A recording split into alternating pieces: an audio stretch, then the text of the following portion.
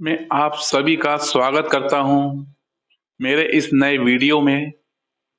जैसा कि कल मैंने कहा था आप सभी से कि हमें मेहनत कैसे करें, और आज मैं आप सभी को कहना चाहूँगा कि आज हमें जानने की ज़रूरत है कि भारत का इतिहास क्या था और भारत को सोने की चिड़िया क्यों कहा जाता था। भारत को सोने की चिड़िया क्यों कहते थे, इसको जानने से पहले मैं आपको एक स्टोरी बताना चाहूँगा जो शायद आपने पहले भी सुनी होगी, लेकिन आज उसका अर्थ आप अच्छे से समझ पाएंगे।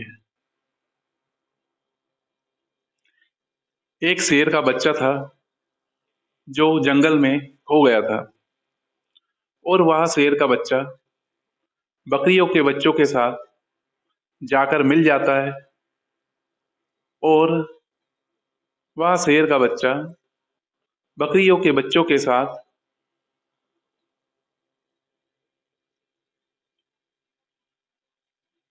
बकरी के जो बच्चे थे उनके साथ ही वह रहता था,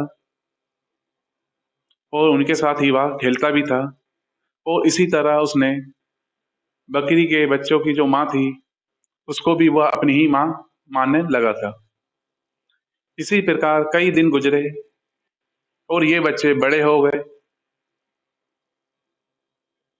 तो एक दिन एक शेर जंगल से गुजर रहा था कि उसने देखा कि कई कुत्ते बकरी के बच्चों के पीछे भाग रहे हैं, और उसमें एक शेर का बच्चा भी कुत्तों से डर के भाग रहा है।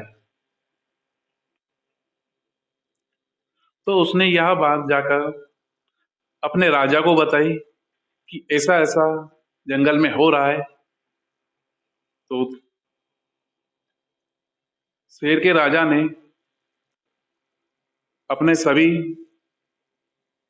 मंत्रियों से बात की, चर्चा की कि यह तो बड़ा अद्भुत हो रहा है, या तो हमारे लिए बड़े अपमान की बात है कि एक कुत्ता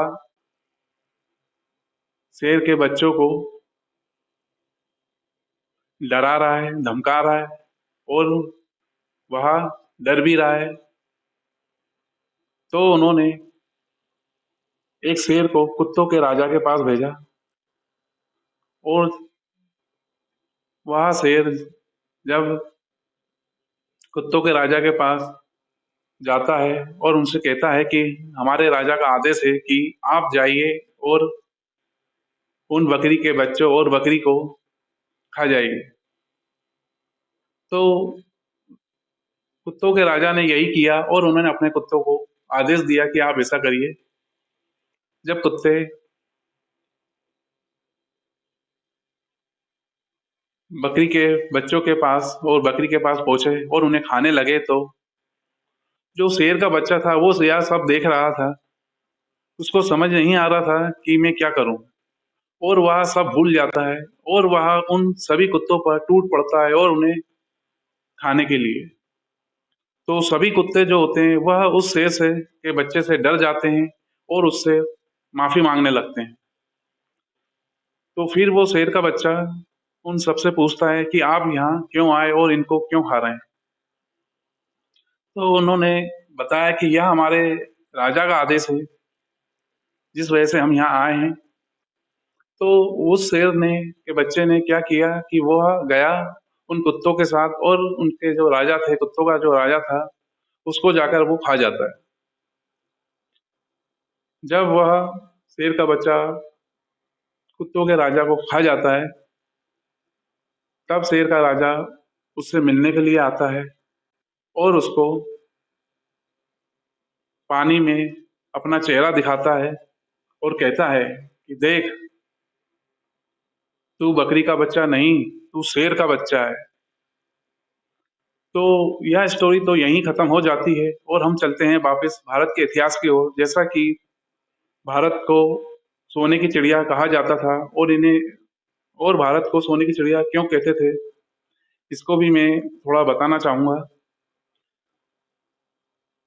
वायदा वे भारत में ज्ञान और धन भरपूर मात्रा में था, जिसकी वजह से भारत को सोने की चिड़िया कहा जाता था। और इसके पीछे एक रीज़न ये भी था कि जो हमारे देश में ज्ञान था, धन था, वो सभी विदेशों में किसी न किसी रूप में जाता था। बाहर के विद्यार्थी हमारे देश में आके पढ़ते थे और बाहर के लोग हमारे देश का सामानों का उपयोग करते थे, जिसकी वजह से वहाँ के जो विदेश के जो लोग थे, वो अपना सोना लाकर हमारे देश को देते थे, जिसकी वजह से भारत में बहुत सोना हो गया था। और इसी वजह से सारे विश्व के लोगों ने यह माना कि भारत एक सोने की चिड़िया है। आप सभी ने इतने ध्यान के साथ मुझे सुना, मैं आप सभी का धन्यवाद करता हूँ और आप सभी को शुभकामनाएँ देता हूँ कि आपका दिन शुभ हो।